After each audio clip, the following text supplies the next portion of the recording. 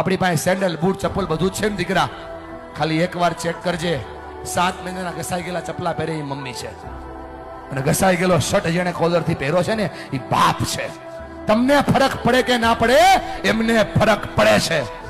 જ્યારે તમે ખોટું બોલો છો, જ્યારે તમે તમારી જાતને છેતરો છો, જ્યારે ભણવાના બાના ઉપર તમે બીજા કામ કરો છો ને બેટા, તમને ફરક પડે કે ના પડે, એમને ફરક પડે છે. કેટલો ફરક પડે છે તમને કઈ નથી શકતા, કેમ કે તમે મોટા થઈ ગયા છો બેટા.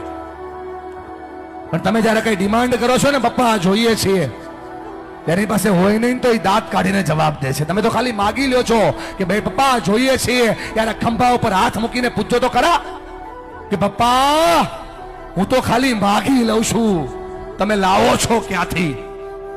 એને બહુ ફરક પડે છે ભાઈ. ફરી કઈ નથી શકતા, તું જુવાન થઈ ગયો ને એટલા માટે. અને જો મારા પર ભરોસો ન હોય, ખાલી આંખોમાં ચેક કરે કેટલો ફરક પડે છે. આ બાપની આંખમાં જે આંસુ પડે છે ને, એને એટલો ફરક પડે છે.